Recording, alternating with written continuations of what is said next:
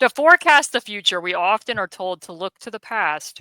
Well, that's difficult to do in this series when Tyrese Halliburton missed more than half of the games that mattered against the Cavaliers team that had yet to trade for DeAndre Hunter and was still integrating Max Strus into the starting lineup when Dean Wade was actually starting in his place. And oh, by the way, Cleveland's six-man Ty Jerome didn't play in either of those games, and Indiana's sixth-ish man, Benedict Mathern, was still starting in place of Aaron Nesmith.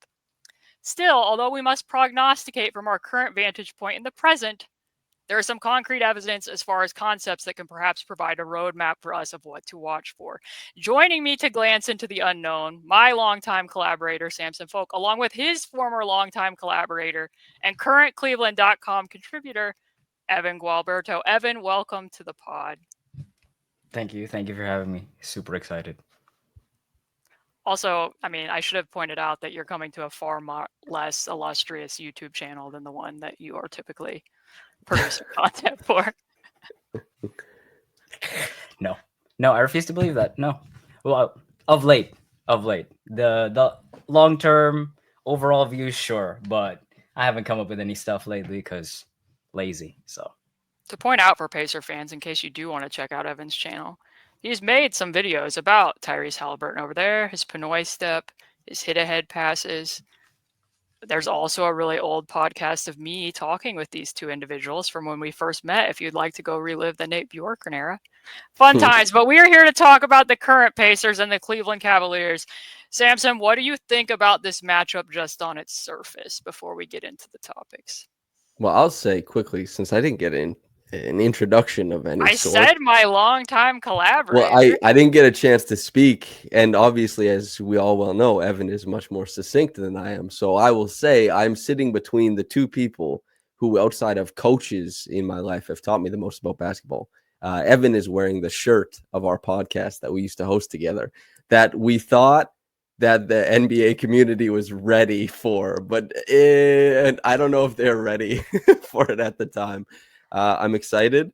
I'm very excited for this matchup.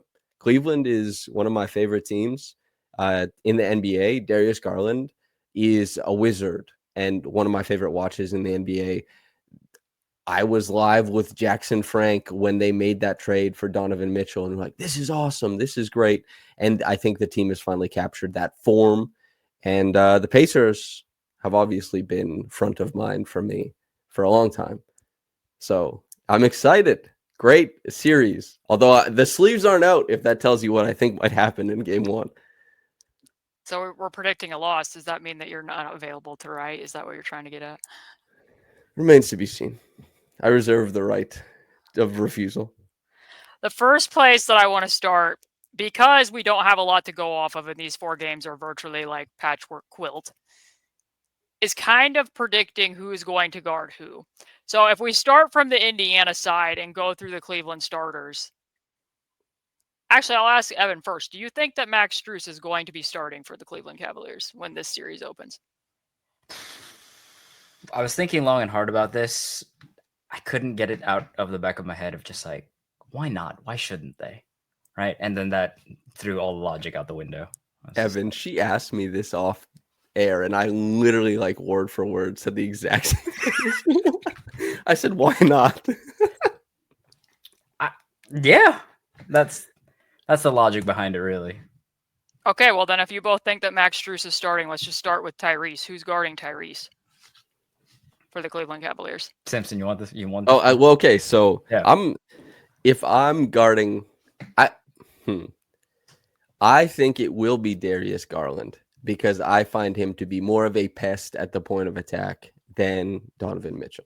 Just the short and long is I think that Darius Garland will line up across from Halbert. No arguments there. I would say, like when we get into cross matching and switches, like we can talk more about that later. But yeah, I do also really like just have Garland start out on him and see what you get, especially early in the series. Max Strus in the series against Miami was guarding Tyler Hero. That's who they were using rather than Garland and Mitchell. For the Pacers in the two games that mattered in January, they started Dean Wade, so Dean Wade was guarding Halliburton. They had Donovan Mitchell on Nesmith, and they had Garland on Andrew Nembhard. So, remains to be seen. I guess off of that, based on what they did with Miami, I guess I wouldn't be shocked if it was Max Strus. It seems like they like to do similar with what the Pacers do, and that's try to lessen the load on their two main stars in the defensive lineup as much as they can. But I do agree with both of you that I do think that Garland's the better defender between both he and Donovan. So I guess we can go to Nembhard then, which if Garland, in your guys' opinions, guarding Tyrese, who's guarding Nembhard for the Cavs? I mean, I would just, if we get the Garland Tyrese matchup, then I want Donovan Mitchell there, just cause. Didn't get a chance. I mean, I watched all 4 games, the last 2 games in April, for no reason at all. I realized it as I was going through it. I was like, surely I can mine some sort of gem from this. Not much to take from those. Oh my god, no, that was. Unless you wanted to learn more about how they guarded DeAndre Hunter and Ty Jerome, which wasn't a lot of guarding, but if you wanted to learn about that, it was there. Well, yep. You guys are suckers because I didn't rewatch those games at all. Although I think the order of ranking is like Strus and Garland are similar level of punch. Maybe Donovan can ramp it up, but often is not doing so. And then so I think that that informs all of the matchups out on the perimeter. Yeah, I mean, I won't be surprised if it's Strus on Tyrese, Garland on Nembhard, Mitchell on Nesmith, and Mobley on Siakam, Allen on Turner. That's kind of what I expect, unless I tend to think like you, they're probably not going to blink first. I think that they'll go ahead and start Max Strus because that's what they were doing to close the season. That's what they did against the Miami Heat. But I won't be surprised if they end up starting somebody else in that spot midway through or by the end of the series, just because it's going to give them more flexibility with what Evin alluded to with cross matches and what they can do defending the pick and roll if they have somebody else in that spot. But from the Cleveland perspective, who are the Pacers guarding on Cleveland's side? You try to put Tyrese in as much action as you can, but I don't really. Just because as I was watching it, it's a lot of, guard to guard ghosts. You're swinging the ball around, you're passing. It doesn't really matter what the matchups are to start with. I think it's you try to get them in as much action as possible, get the switches that you want, and then attack from there. I think I wrote about it a little bit for game 2 against Miami, where the Cleveland offense sort of stagnated in the fourth quarter, and that Miami come all the way to within, I think, 3 points in the last 3 minutes, 4 minutes, something like that, because they were just so mismatch heavy. And then when they gave up the switch and got the matchup that they wanted, they just stuck with that instead of the movement and activity and sense of purpose that they had like all throughout, like basically every other quarter of the series. So I don't think I haven't thought about much of who starts in these matchups. I think I was thinking about it in the sense of like, what can they do to get these matchups and then just go from there. I'll ask a question that is front of mind for me, because Darius and Donovan are obviously both very dynamic creators. However, Darius in the past has had a little bit of trouble with the extra physicality that comes with playoffs. And obviously Donovan is like one of the most prolific playoff riser scorers there is. Nembhard, where he goes, is front of mind to me. And I'd like to know, I'll direct it towards you, Caitlin, what you think of where you're placing Nembhard. Yeah, I mean, Halliburton's guaranteed to be on Max Strus. Siakam's guaranteed to be on Mobley. Turner's guaranteed to be on Allen. I'm pretty confident Nembhard's going to be opposite of Donovan Mitchell. Because, and here is the reason why, because Garland's the more creative passer, Garland runs more picks. And because of that, while it's going to sound counterintuitive, because Nembhard is the better point of attack defender, Nembhard is also the better off-ball defender.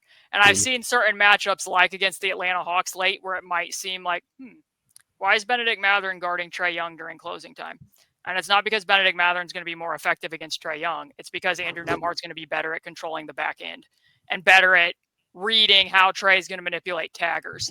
So I anticipate, and that's also how the Pacers started in the games in January. Nembhard was opposite of Donovan Mitchell in both of those games, that they're going to try to pair his minutes to Mitchell as much as possible. That way, when Garland is running the pick and roll, they'll also benefit from the fact that Nembhard is off ball and can be used to be peel switching, to be tagging, whatever they need, because I think that they rely on Nembhard and Siakam more in those specific purposes than they do on Nesmith. I think they'll feel more comfortable being like, let's throw Nesmith's link on Darius Garland, hope that he can hang as much as he can at the point of attack and he gets beat. Then we're going to have people to pounce on those links behind him that we trust to make those reads a little bit better. That kind of takes us into, I think, one of the most important topics, which is, as you described it, Caitlin, personally to Evan and I, the war at the nail. Obviously, Nemhard being off the ball is important for all this stuff. I guess I'll let you set up that topic. Here's the way that I see it. The Cleveland Cavaliers are an elite pull-up shooting team. You kind of talked about this when we were doing the mailbag still between Cavs, Boston, and you were like, I think for the Pacers defensively, you'd rather see them guard more pull-up shooting than guarding against drives. And in part, this is why I called it the war at the nail, because the Pacers have a very heavy nail presence. So between the Cavs ranking as highly as they do, third in volume and first in effective field goal percentages, pull-up threats, they're also second in overall three-point percentage, not only because of that, but because of what the pull-up threat opens up for the rest of their offense. So to throw the clips up there, this is what we're looking at, which Samson and I touched on this after we did this game back in January. But the Cavs under Kenny Atkinson are far more innovative in how they're moving parts around the pick and roll as the central focus. The Cavs are the number one pick and roll offense in the NBA. So anytime the ball is moving towards the two-player side of the floor, the Pacers are going to have that very aggressive nail presence to help the point of attack defender, especially if the point of attack defender isn't Nemhard, to be high up the floor, try to corral those pull-up attempts, and also try to prevent downhill penetration as much as possible. Well, the way that the Cavs attack that is, if you can see the person in the corner, they're going to cut from the corner to the dunker spot. So that's going to open up the entire side of the floor then for that player at the wing that Jarris is helping off of to drift into the space.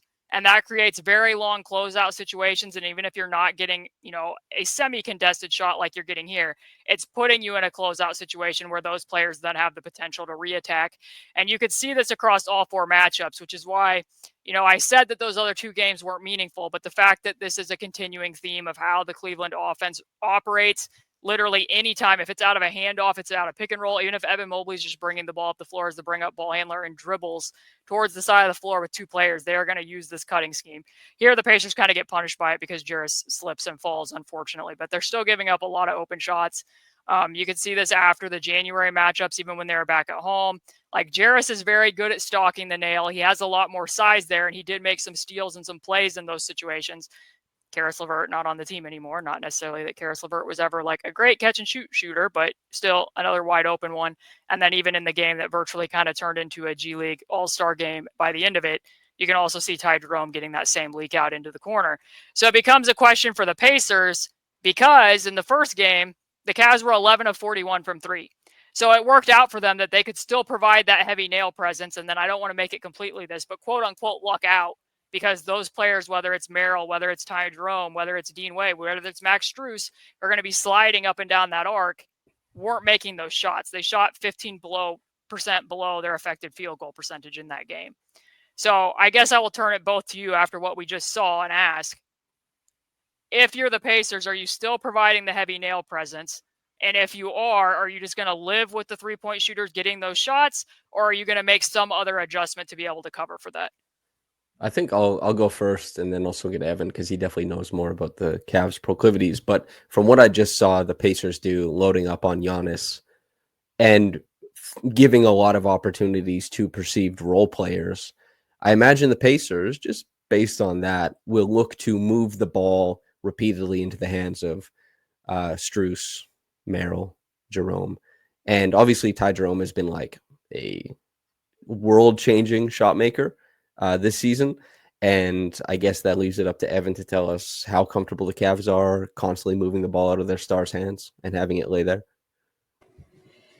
I think it's a give and take, obviously, because you want to take as many open shots as possible, right? Kenny Atkinson's offense is based on like I said before, everything with a purpose, attack.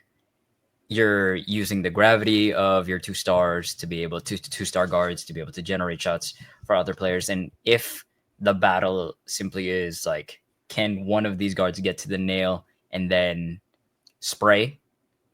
I think you have to trust it, at least early on in the series. I don't see Indiana going away from that just because it's like, why not roll the dice and see if they can make us pay? And then when we have to adjust, if there is an adjustment past the season series attack scheme, then we adjust from that. But don't blink first, I think I would say. Some numbers quickly, just looking at a very simplistic basketball reference. So obviously Donovan and Darius have this massive pull-up repertoire, but Max Strus is 46% on 6.5 threes a game. Ty Jerome, 50% on 5 attempts per game. Sam Merrill, 39% on 4.5. Mobley, 47% on just a bit over 4 attempts per game. DeAndre Hunter, 61%. They're banging triples, man. Yeah. This team shoots the hell out of the basketball. And that's the playoffs. That's the one round thing. And it's obviously they're the best shooting team in the NBA over the course of the larger season. And you mentioned the Bucks, and the big difference here is that, yeah, the Pacers were loading up against Giannis and at the elbows, especially when he was the bring-up ball handler, but the Bucks are far worse at moving the ball than the Cleveland Cavaliers are. There's going to be a vast difference. I mean, it was I don't have the discrepancy in front of me, but it was wide how many more passes per game the Pacers were getting per 100 than what the Bucks were getting. It's not going to be that vast in this series. Both of these teams play somewhat similarly in that there's not going to be a lot of mismatch hunting. This is going to be more mismatches are going to shake out in the wash of what they're going to be doing, flowing from one action to the next very quickly. I would say to that is the thing I wrote about. I don't know. It'll probably be out by the time this comes up. But in the preview piece I had for the for Cleveland.com, the one thing I talked about is the Evan Mobley burden of self-creation. Is if you watch just even if you watch just his field goal attempts through the first 2 games, it's a lot betting on Indiana's just gonna. They seemed okay with seeing what Mobley had, especially as a creator when he catches at the top of the key. If he's gonna pull up from there, then I think they'll let him have it. But for the most part, he was trying to get in the paint, and in doing so, they didn't really collapse on that. TJ McConnell would occasionally either dig or fake a dig, but they seemed willing to live with Evan Mobley trying to self-create as opposed to getting burned by getting put in the blender, right? And I think that was going to be my other point to aggressive nail help from the defense. Kicking out, the question you have to ask yourself is, if you are unwilling to live with, a contested 3-pointer or an attempt to contest the 3-pointer, then you put yourself in a situation where now you're in rotation, and the Cavs are and have been, I think, this season the best team at. They get an advantage, and then they maintain that advantage as they go through. So, yeah, I mean, it's a matter of what you're willing to live with, I guess. I like what Evan brought up there in terms of how they guarded Mobley. Because like I said, anytime it's to the 2-player side, even when he's just the bring-up ball handler, they're still going to make that cut. You can see him motioning for them to get out of the way once he goes back in the opposite direction. And TJ does have kind of, a little bit of a half-hearted dig there. But then Ben Shepherd kind of falls asleep, and then you're actually getting the cutter. This all brings me to, I will present to you, Evan, you tell me how realistic you think that this particular solution is. The other team that runs this exact cutting scheme around their pick and roll, albeit while running not very much pick and roll at all, the Memphis Grizzlies, who ranked 30th in that play type frequency, they consistently use that same formulation. So here the Pacers are playing the Grizzlies in Memphis.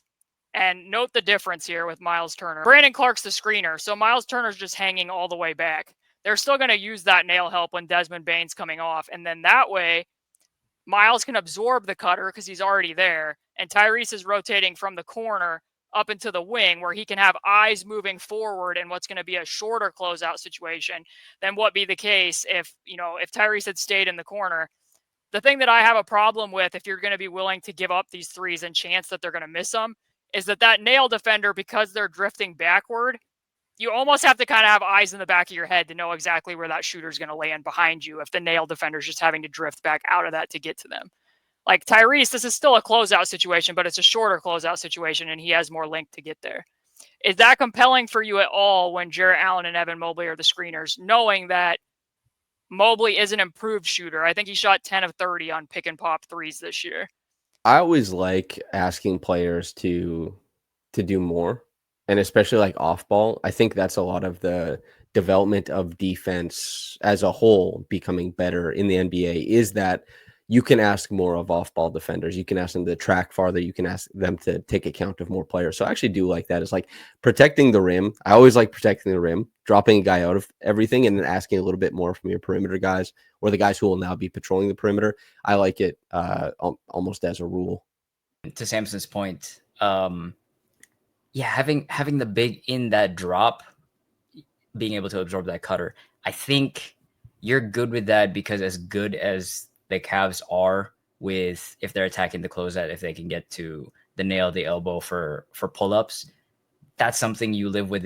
If the ball is in the hands of the star guards, chase them off the line and see what you can get out of that. And Miles is obviously a sturdy enough rim protector to be able to play the cat and mouse game of, am I coming out? Am I extending myself out? Or am I backing up and walling up at the rim? The drop-off pass to the corner cutter, or cutter coming out of the corner, might be there, but it's still, I think Miles can play that 2-on-1 game at that level. And you're taking something away from Cleveland that that they want, in service of, I mean, yes, you can get pull up 2 to death, but I think you're willing to roll the dice with that versus giving up open look and seeing if the star guards can get in rhythm. Yeah, that's if you drop back, like, yes, you cede ground out on the perimeter, but even if you get into that cat and mouse, like chase, you still have, like, you can see it in a lot of teams that struggle or have bad stretches, is they keep running into packed paint. And there's cuts you can do to try and like circumnavigate that, but it's still a packed paint and it still asks a lot of shot making of you. So I like that as a premise. I think the hierarchy of things that I'm looking at here is that a no dribble layup is the most coveted shot in basketball. So if I have Miles back to take the cutter, I want to take away the pull up attempts from Donovan and Garland as much as I can. And I'm going to hope that you're going to do that by having the nail up help high, almost in a next and early. If I'm giving up something, I would like to give it up to whatever Mobley and Allen are going to do above the break. Mm-hmm. If I get beat because I have Miles in a drop and Mobley makes 3 or 4 pick and pop threes, I'm happier with that than some of the attempts that they gave up in January, despite that they won the game. That's kind of the way that I see it. Next up, when we're looking at anything that Cleveland did that actually limited the Pacers quite a bit in the second game. For context for everybody, Tyrese Halliburton was out. He didn't play the second half of the first game, and then he didn't play the entire second game. Pascal Siakam had 20 points in the first half. Kenny Atkinson said afterwards that, he actively looked to play the zone, in part because they didn't have a lot of options to guard Pascal with. They played 37 possessions of zone in that game. That's the most that any team has played in a game against the Pacers this year. Indiana only scores 0.865 points per chance against those 37 zone possessions. So obviously very highly effective for the Cavs. And the thing that stood out to me most about it is, while not all of their shots, the Pacers were 1 of 8 on 2-point jump shots versus that zone. So just on its surface, Samson, we just watched the Pacers play the Bucks. They were better against the Bucks zone than what they were during the regular season. From what you saw against the Bucks, how do you feel about that translating to this series? Knowing that Cleveland's offense overall is more potent than Milwaukee's, there's a chance that they will have the opportunity to play zone more often than what Milwaukee did. Yeah, I almost automatically, I usually trust Indiana to kind of sort things out. Oftentimes they do. Like game 5 aside, it took them quite a while, obviously, had the frustrations, but they found things that worked in the zone, and they found things that they can go to, just even in frequency of, like, if Pascal is the guy, it's like they figured out how to get him more paint touches, like almost more in a game than he got in a year, right? So they sorted some things out, and I don't know how wise the Cavs will be to it, or how much the Cavs will care initially about these, let's say, solves. But I expect the Pacers to be more compelling attacking zone in this playoff series than they were against the Cavs in the regular season, and also just in the regular season as a whole. Evan, how do you feel about the Cavs zone defense overall, and what do you think differentiates it? Does anything differentiate it? Like, do they set it and do anything unique that you've noticed when you've watched them play this year?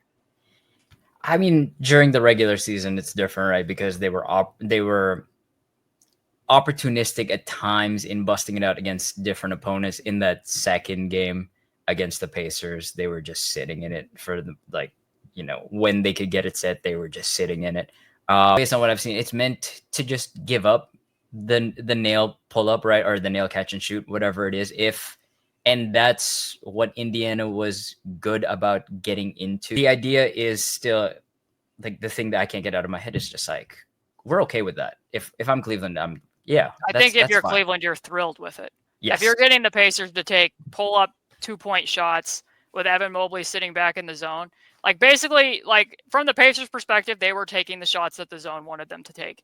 And the players that they have are capable. Like TJ can make those shots, Nembhard can make those shots, Pascal, if he gets his own touch, can make those shots. Miles can make them. They didn't make them in that game, but still, like you're not manipulating the defense. And if you're going up against a team that's as elite as they are as a 3-point shooting team, and you're getting the Pacers to take stalled out twos, like I think you feel pretty good about it. So the film, as Evan mentioned, the Pacers like what they call motion, and they will, as we saw against the Bucks, they'll swirl around. Sometimes they'll feed it directly to Miles if the big that's going to be guarding the high post is hanging back. That's a fine shot. Miles misses it. He's capable of making that.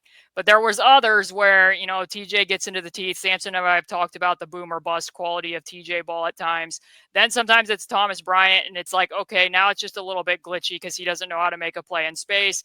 And what you're noticing is Pascal's on the floor in that possession, but he's not the player playing in the middle of it. They most often were having him, as you can see there in the corner. And this possession, this is something that Samson and I talked about on the last pod, which I'll get Evan's opinion on. They call this play base. They set 2 screens at the top, then they're going to feed it to Nembhard, and they're going to try to get it into the high post. Ben Shepherd's supposed to run clear to the opposite corner. The problem that I've seen when I've been watching this for the Pacers out of this particular play type a lot is that teams are they have to forward bump to take Nembhard up at the wing or Tyrese or whoever that player is going to be. And when they do, they typically put their body exaggerated into that passing lane so that the pass isn't going to get to Ben Shepherd regardless. So you're not necessarily getting that 2-on-1 advantage on the backside. My opinion is stop Ben Shepherd in the short corner, and then while Thomas Bryant's rolling to the high post, you're effectively going to get a 3-on-2 with Mobley and Max Strus there on the weak side block, because you're going to have Siakam potentially diving against, the first screener there if he gets a seal. You're going to have Shepherd in the dunker spot, and you're going to have Thomas Bryant with the ball. Now, those might not be the 3 most ideal players for those roles, but I feel like that's another area where, like, potentially, if that's Pascal Siakam in the high post rather than Thomas Bryant or it's Miles, you might get a dump off pass there. You might actually get Pascal cutting into the paint there rather than, for lack of better words, some of the glitchy moments that were coming when it's just somebody stagnant catching a normal high post catch out of their normal action. So that's one little thing that I thought they left kind of some meat on the bone. Maybe you disagree there. Out of that particular play type. Some of the others, like I think that the 1-2 that they did end up making, that's just a man set where they just tried to use Pascal as a ghost screener and TJ had to throw a grenade at the end of the clock. That's off an offensive rebound when TJ missed another TJ ball shot. I think the only person that made one of these pull-up twos was Jarris, just in like self-created against Evan Mobley hitting a fadeaway. So point being, they're not exactly necessarily getting the touches for the people in the middle that they want. They're not making shots that are open, but they're also taking the shots that the defense wants them to take. I have a question for Evan because, we talked about this in the Pacers series, is that, the Pacers had breakdowns because even though they have scheme, players intuitively break from scheme. And I watched the Raptors 76ers playoff series where they played Embiid in zone to protect him from, having to step out on drives. But Embiid found himself like creeping up too high. And do you find that either Mobley or Allen lose that a little bit? Like, do they ever kind of give up the zone a little bit by stepping too high and chasing out like that guy stepping middle? Or how reserved are they to like sit back and watch it all happen? Or does a couple made shots create pressure? I think the latter. Just based on what I've seen, it's, Mobley's trying to get out there to contest. I think Jared Allen is better about watching everything unfold in front of him. But for the most part, based on what I've seen, it's just teams will run, whether it's by design or not. The zone offense action is attacking Mobley's side, so Jarrett Allen can just be on the weak side and just watching everything, whereas Mobley has to step out a little bit, or they're forcing him to bump the cutter and then they're swinging that side and seeing if they can get in behind him. Don't know if that answers your question, but that's what I saw.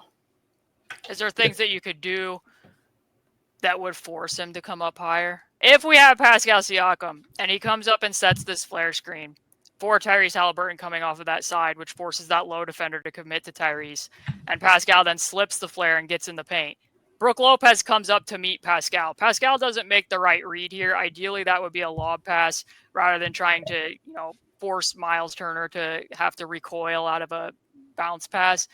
Would Evan Mobley come up to meet Pascal if he's slipping that flare? Or do you think he's going to hang back?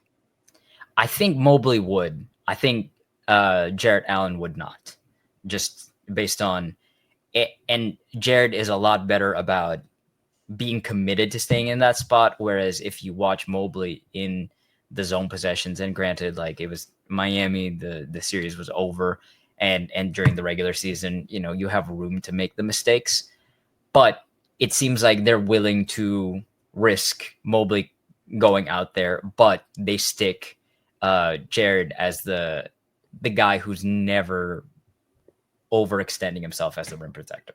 I think it'll be there if they run this action against a Mobley only zone. And I think either way, Samson, maybe you'll differ, but even if Jarrett Allen helps up, I feel okay about Pascal finding Miles in the dunker. And if Neesmith's defender sinks down to take Miles, finding Neesmith for the three. And if Mobley does play it back, I honestly feel better about Pascal just making those shots into open space than what I'm going to feel about if it's the big in that same spot.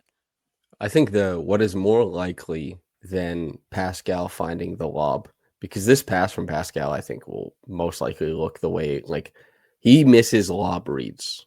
That's a wart on his, I guess, passing game. But I think the most likely outcome is that Pascal either makes like that bounce pass repeatedly, and if it's Niang, or sorry, not Niang, if it's just Mobley out there, then obviously it gets a lot easier without Allen roaming it. But as far as like the outcome I expect the most is Pascal taking shots and then eventually like getting that step up, pumping, and having a couple attempts at getting by a guy. And maybe that leads to like a kick to the corner. Maybe that leads to a cut meeting him there too, or something like that. But I don't expect it to be like huge Pascal passing hub opportunities. I'd be surprised if it broke out that way, I guess. It has out of that play type so far. I mean, he found Aaron out of halftime. He's found Miles out of it. So Cleveland's zone's a little bit more formidable than Milwaukee's, but we shall move on. I'll ask in reverse. Evan, the Cleveland Cavaliers, the number one pick and roll team in the NBA, a very good three-point shooting team. How galaxy-brained is it to play zone against the Cleveland Cavaliers and return the favor? Would you try it? I'll try anything. You can ask the players I've coached to my detriment and to theirs. I'll try anything. But I think seeing how they react to it just by throwing it out there, right, is enough of a change up, and I would try it. I don't really see major downsides to it because how good I haven't really seen. Cleveland's taking the shots that you would want a team to take when they face the zone. So if you can, the Indiana problem, both teams facing the same issue. Yeah. So if you just bait them into, if you're playing I keep using it, just play the game of, okay, yes, these are open looks. Are you going to work to burn us by generating better shots out of your zone O? Or if you see an opening, are you taking it? Because I think, Cleveland is at this point hardwired to, when you get the opportunity to take a good shot, don't pass it up because of the pressure that puts defenses under. And changing to or seeing a zone defense, it's like, okay, these are open shots. Are we going to trust our process and our shot making? Or are we going to go away? Are we going to fight the instincts that we've built up throughout the entire season? And we're going to try and really work to break it down instead of having that free flow. I always like being able to throw zone out just to see how it affects, like, players get into flow, and flow can be really great. And a great way to break flow is zone, and it throws different looks. And also, like, I don't know. I really like the Blue Jays, and there's a great pitcher who I love. His name is Kevin Gossman. He has a 6 splitter, although it's not been that good this year. And his fastball tunnels with his splitter, and his splitter falls off. But batters sit on that. And he has a slider that's not very good, but it's absolutely essential that he throws a not very good pitch simply to change what the batters are seeing. It can't always be maximum. They don't wedge roll the whole game, right? On offense, you're not going to be able to hound players with Andrew Nemhard every possession. You're not going to be able to double from the opposite elbow against Giannis every possession. But different looks introduce that dynamism to players, and some players are great reacting to that. But a lot of players aren't. A lot of players like the prescripted, this is what we're doing, and changing that calculus for the opposing team, maybe not wholesale, but at least to remind them that it's there.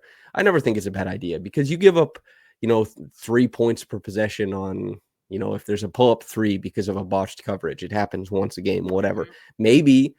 Maybe 2 players walk away from a wide open Gary Trent Jr. I don't know, but zone, even if it gives something up, it does make the other team consider it, think about it.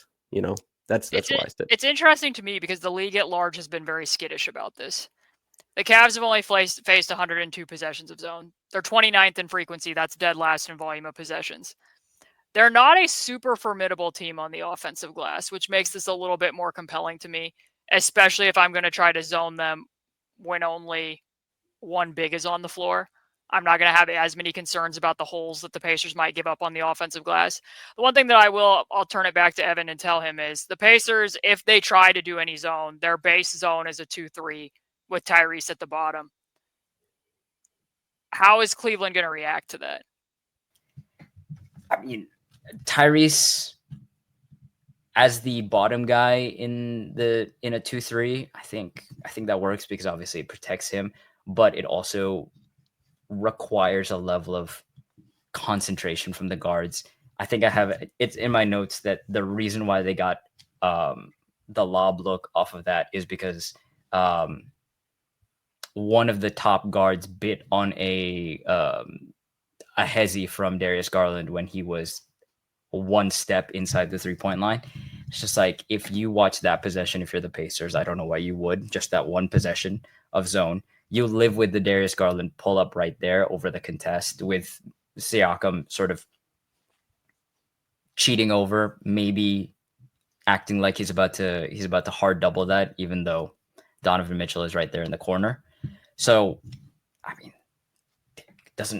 couldn't hurt to see what you got, because, like I said, it's about, like, as I continue to say, it's about what you're willing to give up, right? And if you're willing to give up those shots, then I think you're good. I think you're fine with it, because then Cleveland can't get into their stuff. And as Samson said, it disrupts rhythm. It's the switch up is, to me, more important than how productive it is. If it gets you the stop, fine. But if it doesn't, it at least changes the look.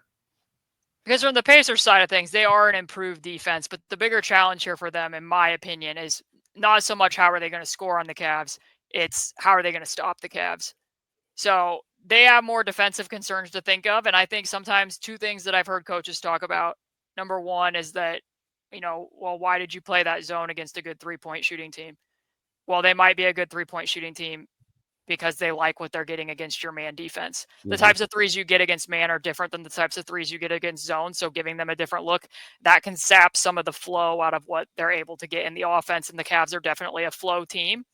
Like I said, the rebounding threat I don't think is so much there. And the one thing that I actually sneakily like about Tyrese being at the bottom in this matchup is if they even see that a couple times and they think to themselves like, oh, Tyrese at the bottom, maybe we want to bait a post up here.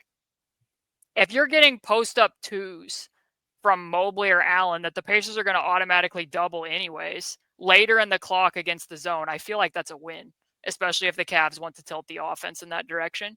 Like that probably sounds like that's pretty deep in the heart of Caitlin land there a little bit, but that's partially why I think I like it too. And then I think Evin and I both listened to the same podcast. I think it was a podcast with Jeff Van Gundy where he was talking about coaching Team USA against Australia and Greg Popovich running practice when they were playing training camp ahead of the Olympics, and Greg Popovich saying we need to put in a triangle too.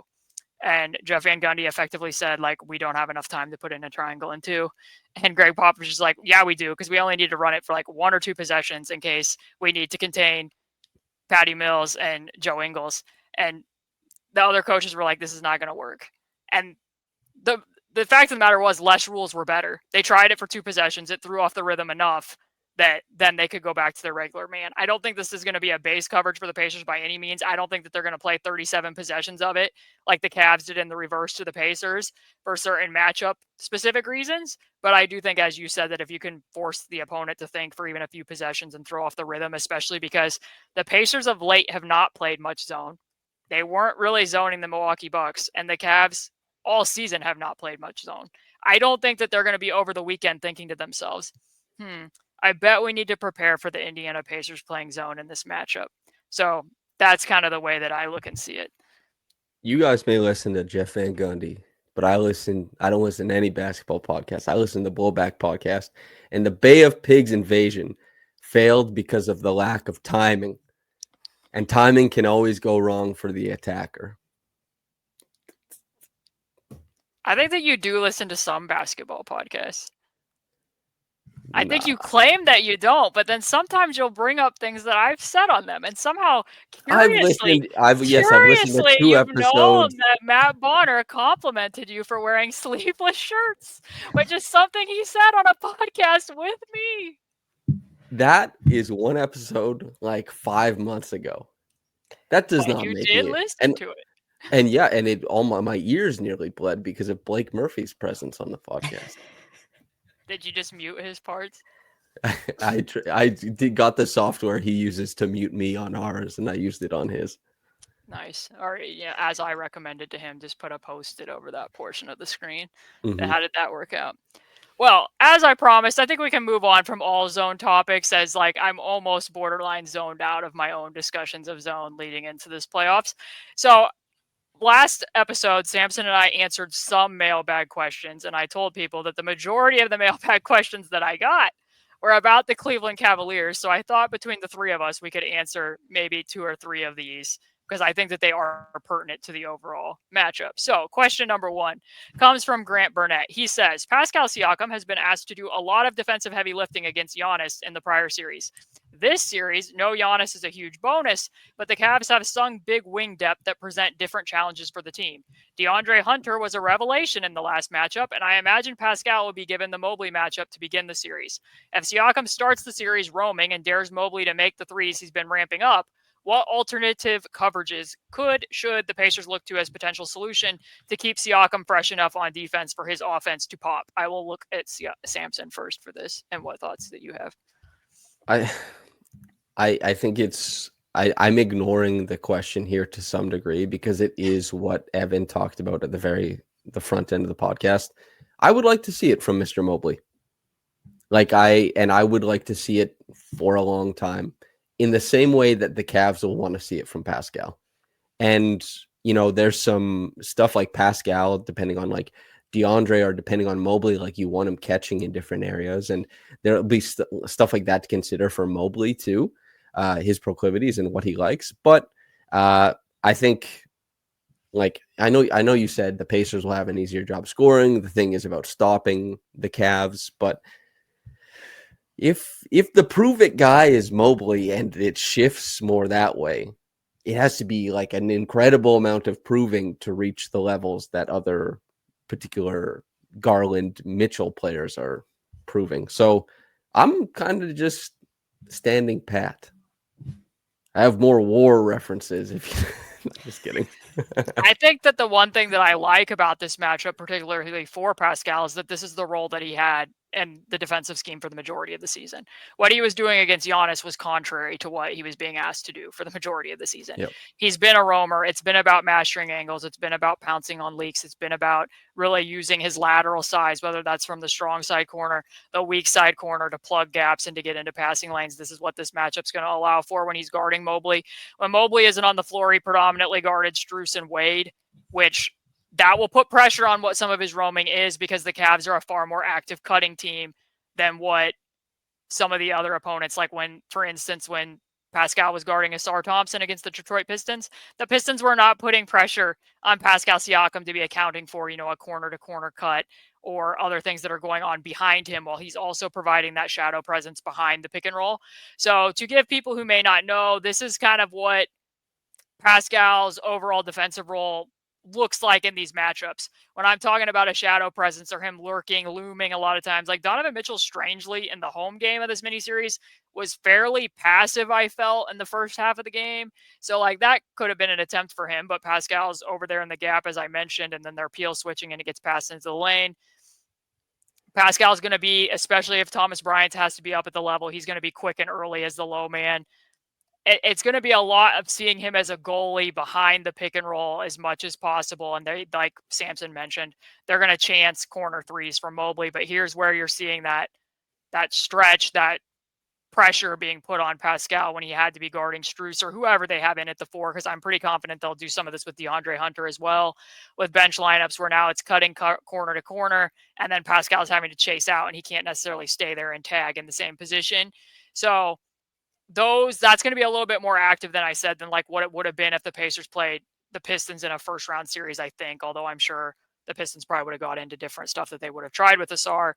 But as far as like other things that they could try, overall, this is not going to be as strenuous of an ask in terms of managing his stamina as what the prior series was, I think, except the Pacers are really going to want to dial up the ball pressure, and they're going to want to try to funnel the ball into the hands of players who aren't Donovan Mitchell and Darius Garland as much as possible. If that happens, that means that Pascal Siakam might be picking up full court in ways that Pascal Siakam was not picking up full court against the Bucks, because the Pacers were like, we're not going to do that against Giannis anymore. You're going to play back. Your heels are going to be on the 3-point line.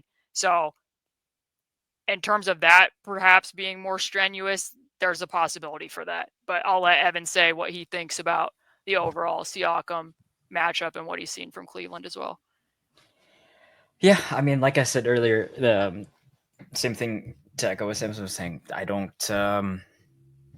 If I'm Indiana, who cares? If Evin Mobley is taking the shots that he took in the first game, especially where it was just a rough count, but like 9 possessions where 9 possessions on his field goal attempts where he was trying to go and make something happen off the bounce, and he ended up just taking these. He got a high paint touch, so he got his foot beneath the free throw line, maybe 2 feet, but he never got in the low in the RA, right? A low paint touch.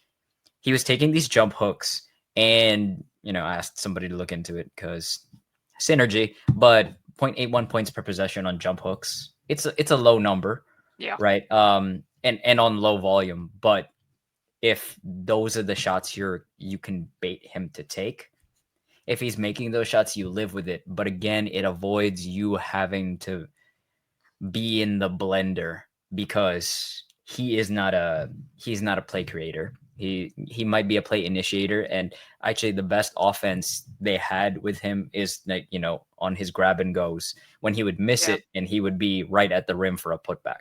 That's about the best offense that he was generating out of those looks.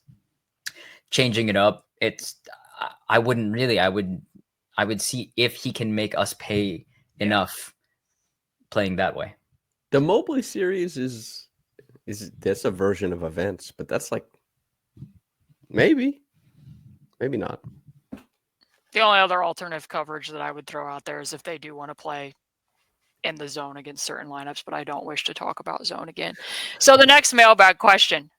This one, Life Enthusiast. Is it fair to assume a mustachioed point of attack defender will see more floor time to offset the nightmare of Cleveland's speedy backcourt? And that is in reference to Ben Shepherd. Yes. I'll turn it to Samson again. Yes. Ben Shepherd.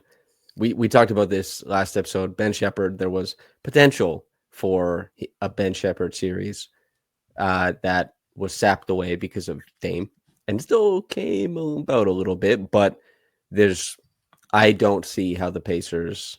I don't know how Rick could like be seeing the Cavs score and like look down at the bench and not see the mustache, beaming brightly with the spotlight on it. I assume, especially since, you're talking about like, oh, I'd really like this guy to hang out and like stop short and don't go to the corner. It's like Ben can do that stuff. He can operate in roles offensively. And also maybe you get the Ben Shepherd shooting series. You cross your fingers for that one. But yeah, I would think Ben Shepherd has a, what is it Gandalf says? It's like, I suspect his part in this is not yet over. Like, he's seeing the future or trying to map it out, and he's like, he still has a part to play in all of this. And I think Ben Shepherd is the same way.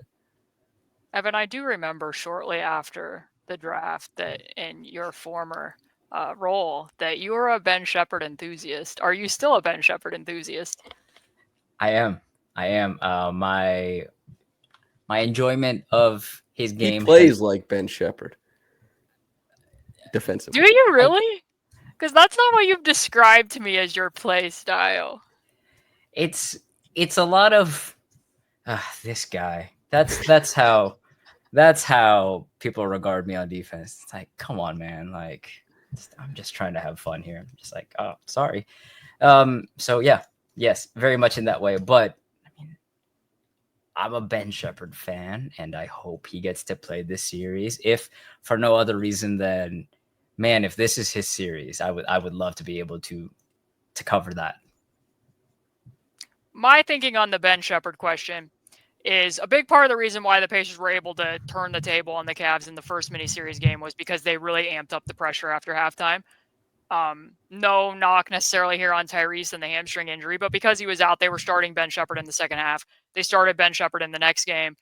They had at least two backcourt defenders on 16 of those possessions, and they only allowed 0.813 points per possession. That's really, really good against Cleveland's offense. That's almost as good as a Evan Mobley hook shot.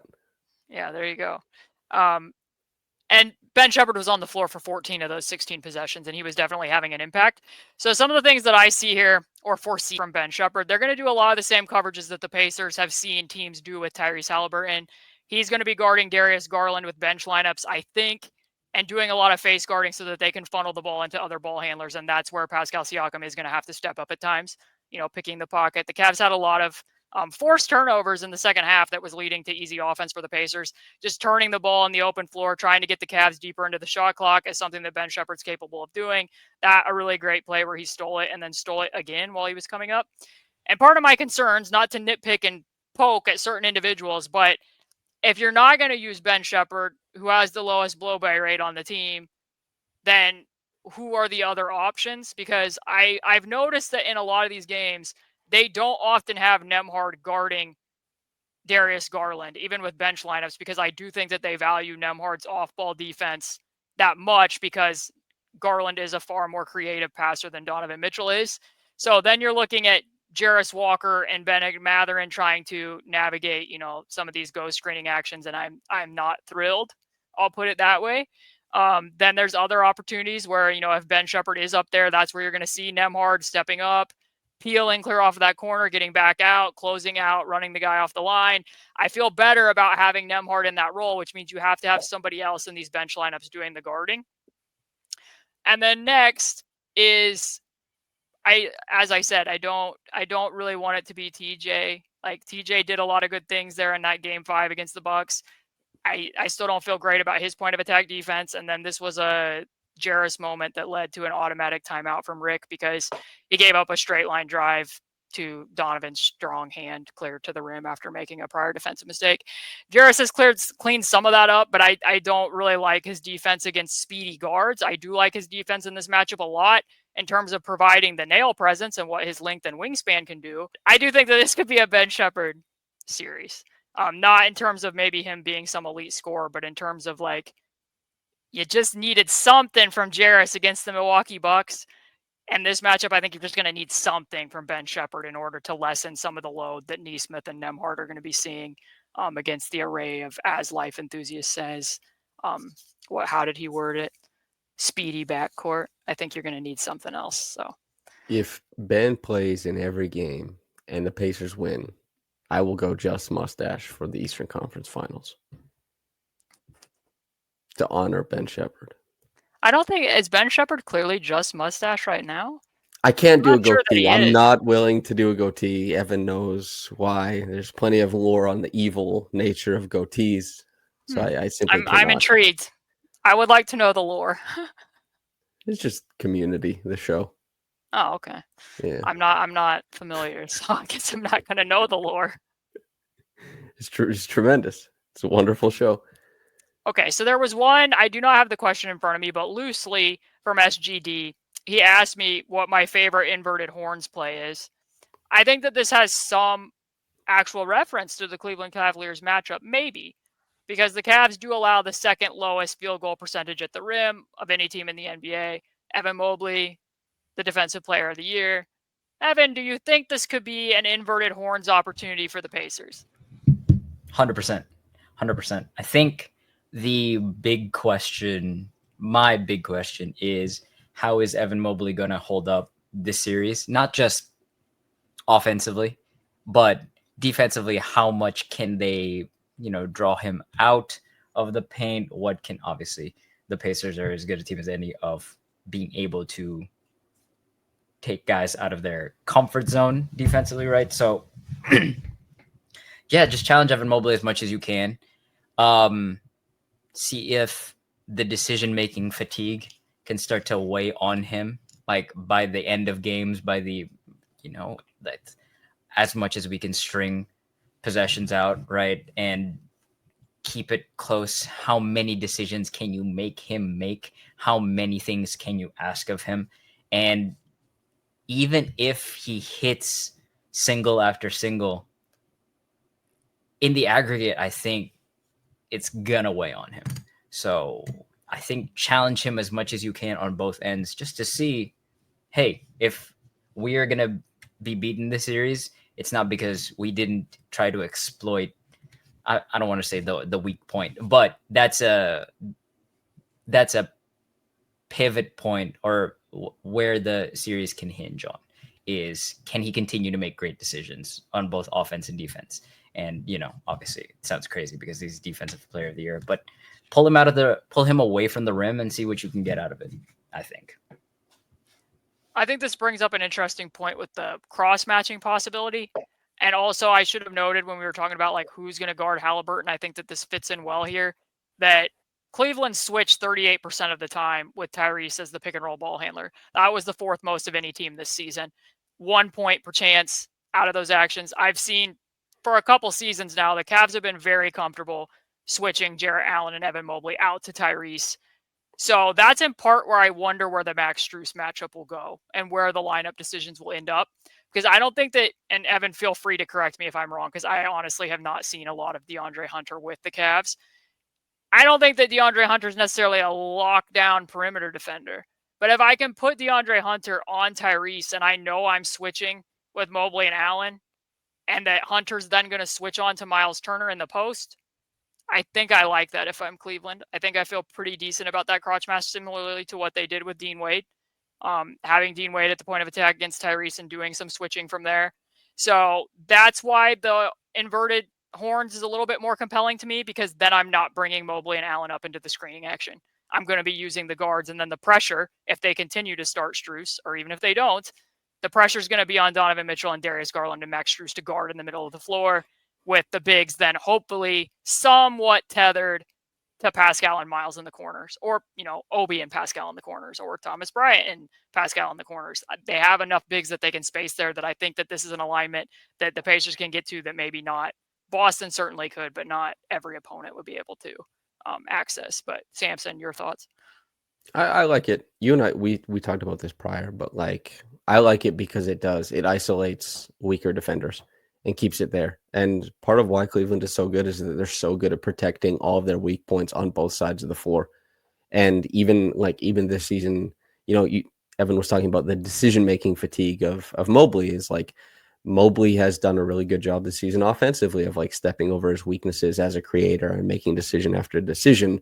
It's not at a high level, but like they've gotten that. And they've also done on the other side a really good job of making his role simple and obviously defensive player of the year level, extremely effective, and using Allen and Mobley as like a deep cudgel to allow and protect against Garland and Mitchell if they make a mistake or can't keep up with a matchup. There's just it buffers things away, and isolating those two, Mobley and Allen, away from where you want to get those advantages from, and also involving like guys who have to carry big time offensive loads in a bunch of defensive actions without having that help necessarily is a huge deal. Big win. To show people really quick, since I was asked what is my favorite horns chin alignment or horns inverted horns alignment. Oh, a Pascal Siakam favorite, both with the Raptors and with the Pacers. Just horns chin inverted where he can come off of that cut. If you get caught, he's getting a wide open look there. Part of the reason why I like it when you're running it with guards rather than with bigs at the elbow is because the person guarding Andrew Nembhard has to play him close as the trigger man, which might not always be the case with every center that you would play there. If you're imagining Pascal is in the opposite corner and Neesmith in the Pascal role, Neesmith's probably going to be guarded by Donovan Mitchell. You're forcing him to guard through that back screen. A lot of times NBA teams are not going to get something out of a chin action. You might, but you're not going to get it multiple times. But if Garland has to step off and protect against the cut for Neesmith, and Tyrese is the back screener, then he's going to be late coming to get that handoff from, between Nembhard and Tyrese. And I think Tyrese is going to be able to get downhill, especially if you're strategic with which big you're placing where. So I like that idea quite a bit. I think that's something that the Pacers could look at. They have quite a bit of flexibility in terms of their alignment. And I just like the idea of not always having to put the big directly in the screening action to be switching out, because I do think that both Mobley and Allen will be more formidable switching out to the ball than what we just saw from Giannis, let alone Brook Lopez. If you had said that, teams can't expect to get that much out of Chin in 2022 to Nick Nurse, he would have tried to fight you on the spot. Nick Nurse does like a chin action quite a bit. I guess my other question for Evan that wasn't a mailbag question, but one just in the back of my mind is I didn't get to see a lot of Ty Jerome against the Pacers other than, like I said, in the one game that really wasn't all that informative given, for lack of better terms, the effort level of the Pacers in that game. But he did give them work. Obviously, they're sixth man on their roster. My question is, when they're playing those hybrid lineups, oftentimes what I'm seeing, and especially in the Heat series, it seems like teams target Sam Merrill a lot and that Ty Jerome just gets to chill. And I don't feel like Sam Merrill's that much worse of a defender than Ty Jerome, where it isn't worth it to you to guard him by forcing him to guard a little bit more. Now, if you think that that's complete hot garbage, please feel free to say, Caitlin, that's complete hot garbage, and here's why. No, I do like it because, Ty Jerome has this just swagger about him that it's like, I can do anything on a basketball court that anybody has ever been able to do. So there's just, I think I would make him guard as much as possible. I think he's a sturdy defender, right? But like eventually these guys will run down. I think the decisions they have to make, the whole blender aspect of the offense, getting into your flow, etc. Just like weigh on them as much as you can with every situation. Weigh on them challenge them as much as possible. What I liked about the Horns chin set as well is, just keep Miles Turner on the side where they're doing the chin cut, because the 5 is rooted. I think it was Hartenstein in that clip, but you can't help off of that, and so it's just like challenge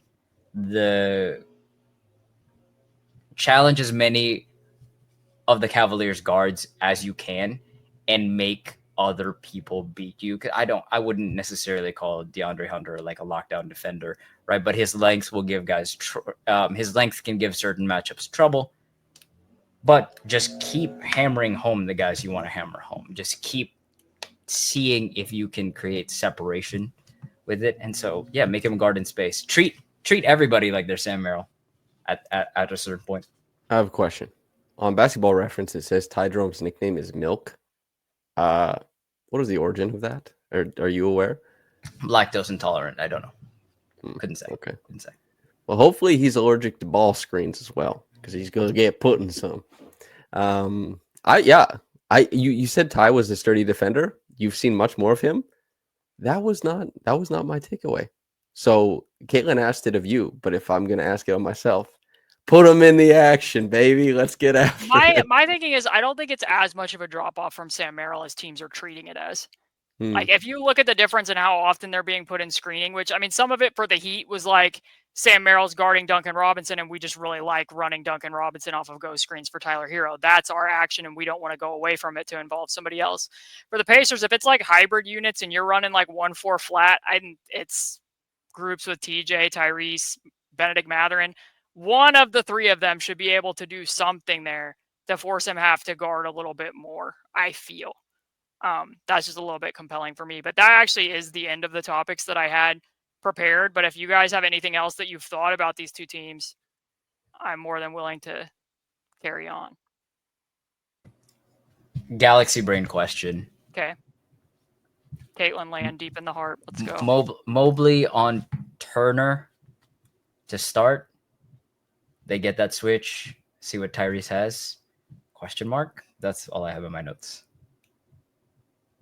So somebody make it make more sense. Make it come to life. So you're saying that Mobley's guarding Miles Turner and he's switching out to Tyrese?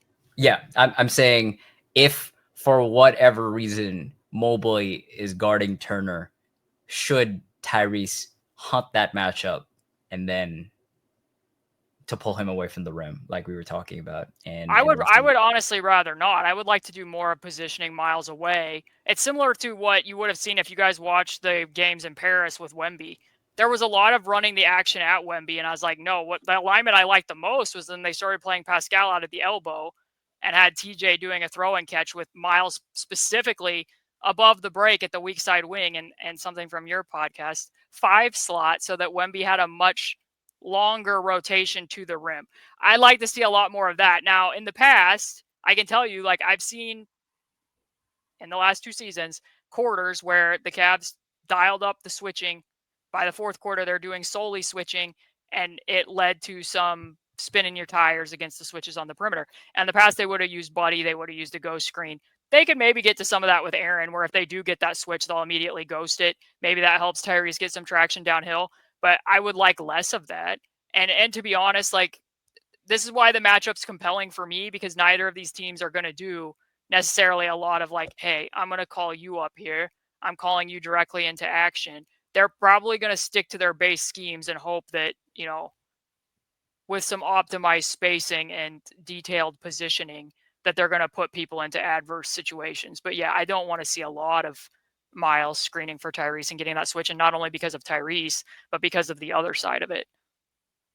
I like Miles's post game, and he's made some strides there, but depending upon who the interior player is with him, it's not always my favorite thing. I'll put it that way. I was wondering if if Caitlin Land is Galaxy Brain, what kind of brain is Samson Land?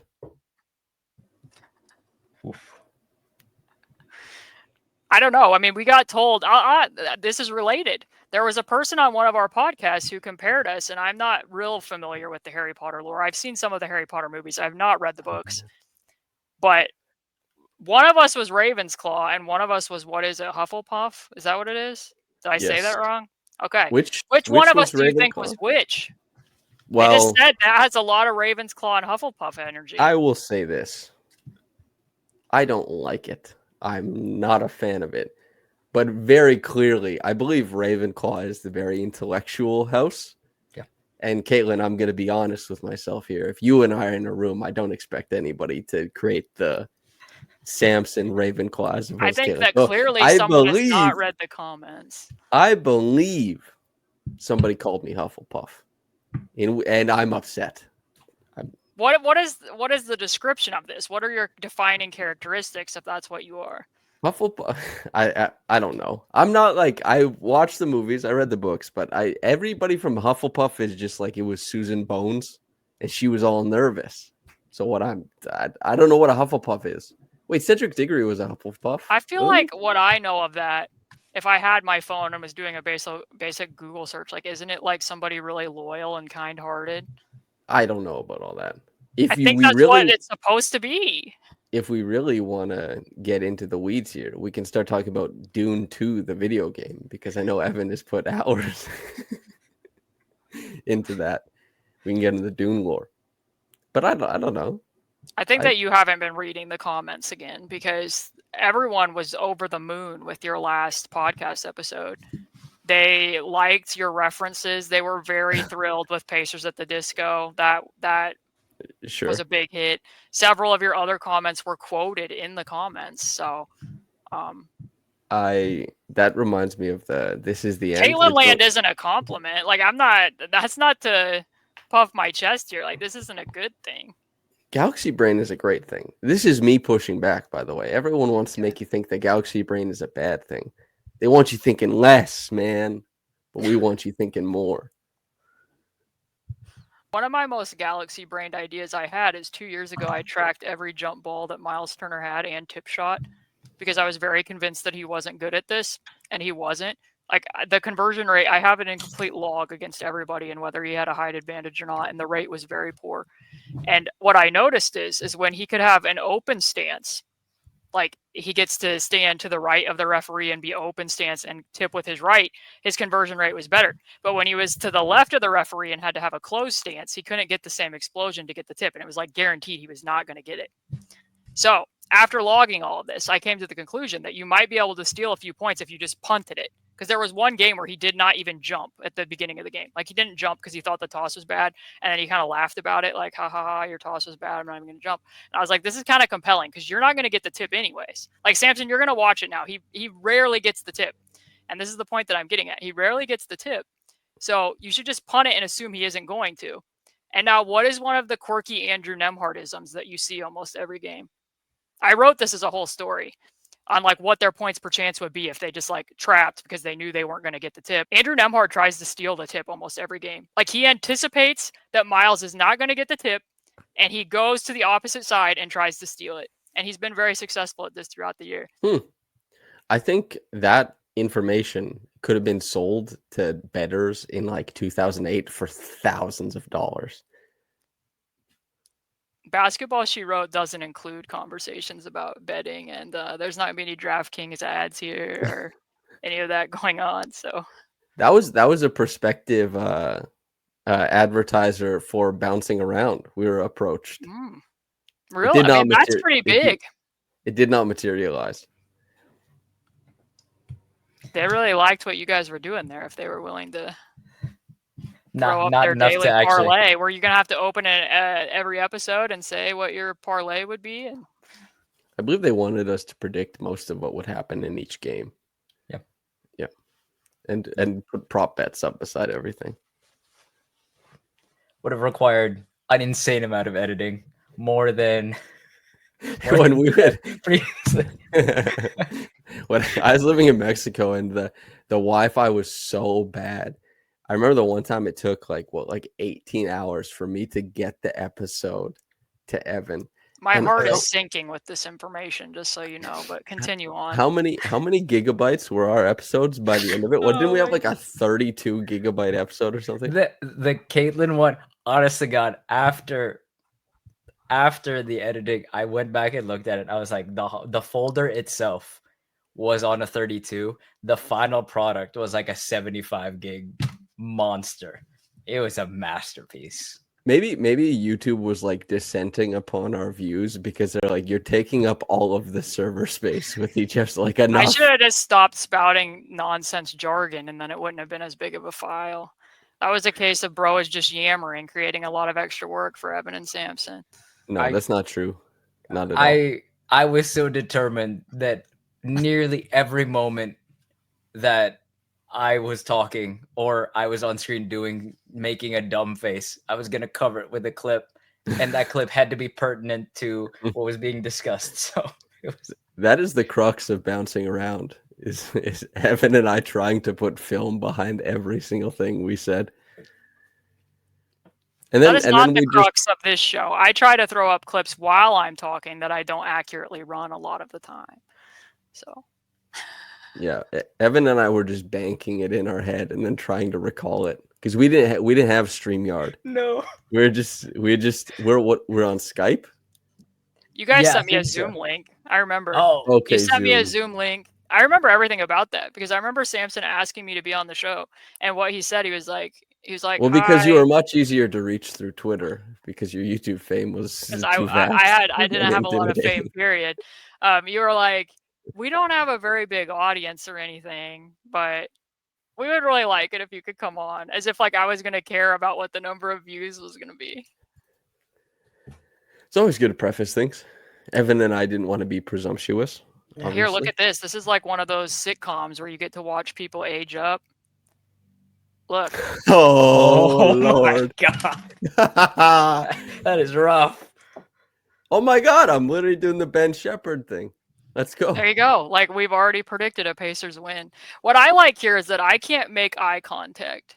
You look semi-elated, and Evan looks embarrassed for both of us, which I feel fits the vibe quite well.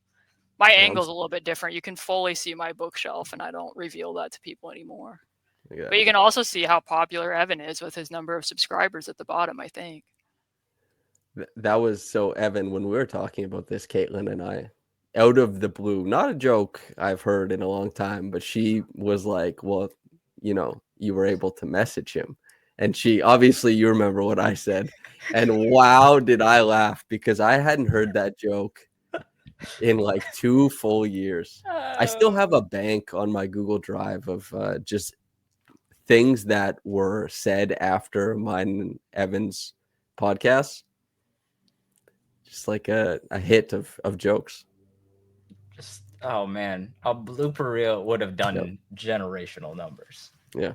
We had a very good blooper reel. Oh my god. Evan made a hype video for me. I remember that. It was in Fleets for a while, back when Fleets existed. Fleets. Wow. Oh my god. Times But changing. that is our origin story. Strangely enough, Evan introduced me to Samson, and Blake introduced Samson to me. And that's how it played out. If I hadn't heard Samson's arch enemy, Blake, doing a podcast with him, we wouldn't be doing this podcast today. Wait, so that's why you said yes? You know this story. Just seeing if I people knew Blake Murphy. Nate, for people who are listening, here's what happened. Nate Bjorken got hired by the Pacers. I was writing stories, banking them and being like, hey, Indiana Raptors, they're running all the same stuff. And Blake noticed my work. He followed me. He messaged me. We had interacted a few times. I saw that Blake was going to be on a podcast. And I was like, oh, because, I listened to some basketball podcasts. And I clicked it. I had no idea what Raptors Republic was. I literally had never heard of that website. I clicked it. I was like, I'll listen to Blake. And I was like, oh, this is really good. And I thought that the guy he was talking to had this really interesting way of talking about basketball, and he would weave in better than metaphors at Blake's, times. probably. And I thought he has a cool vibe. So I followed him on Twitter. And then, I don't know, probably like 2 weeks later, that same person messaged me and was like, hey, we don't have a really big audience, but we would like it if you came and be a guest on the show. And I said, yeah, I'll do that. So Apparently, Evan had already introduced you to my work because he had seen it. we But the talked two of about us it didn't on the know each other. podcast prior. Your work was littered across the podcast, but I'll say I do think, like, when I think about Evan, I'm like, I loved how, like, the way he like was able to curate this, like, so much basketball viewing. He had informed it before I met him or talked to him. Caitlin, it was like how you talked about basketball, the things I learned from your work, and me, he had a cool vibe. I thought what you said was no, like I just hadn't heard somebody podcast like that. It's similar to the same reason why I enjoy podcasting with you. You know a lot about basketball, and you have an interesting way of presenting it that's one of one and unique to you. Yeah. Here we go again with that sincerity and earnestness really showing through. This guy, Evan, this guy said on a podcast that he is the master of sincerity and earnestness. Your thoughts? React. Who am I to argue? I can't. I cannot. I think that 80% of the text messages that I get from him are, of course. And that's the end. It's growth. It's growth. I used to just get a thumbs up. Oh, Lord. Turning red. Well, also, I guess I can ask Evin, since he's here and he's podcasted with you more than I have. I guess I'm on the hook to do a Samson impression at some point. Like, if you were going to be doing a Samson impression, like, you don't have to do it, but like, what would be the hallmarks of things that you would be like, this is a Samson podcast quirk? Train me in advance for what I must do. I can send you clips from the I'll find the hard drive, that blooper reel when the mic gets put down and the hosting duties have to stop. Oh, it's money. It's gold. The disappointing thing for me is that because there's 3 people on the screen, what you can't see is this movement from Evan's hand.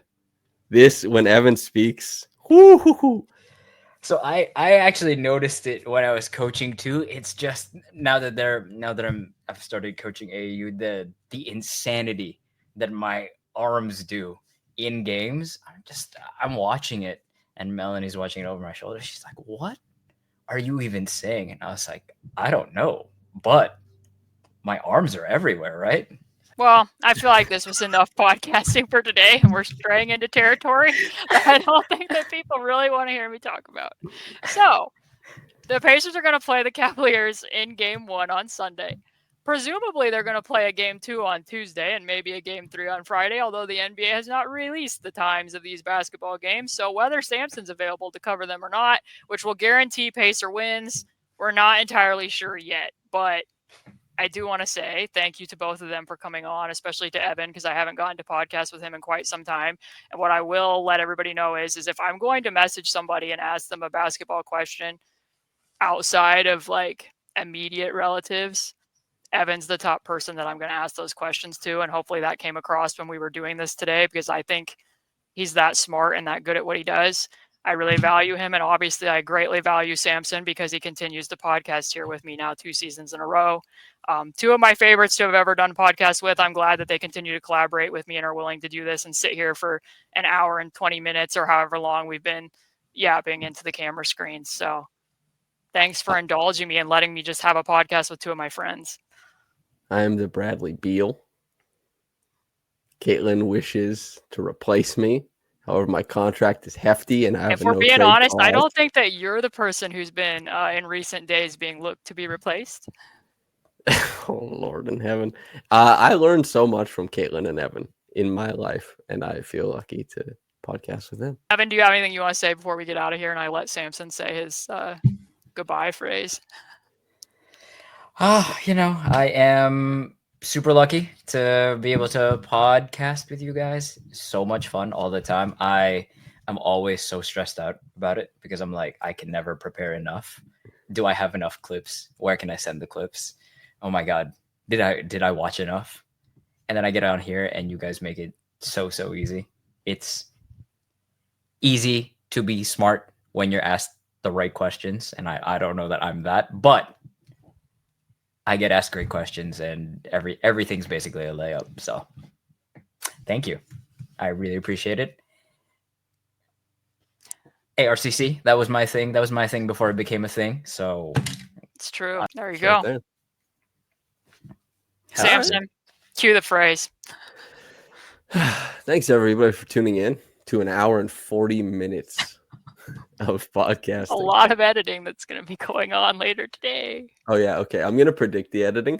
Thanks for tuning in to an hour and 12 minutes of podcasting. We thank you so very much for learning with us, for listening to us, and whether you got into this in the morning or at night. Have a blessed day and goodbye.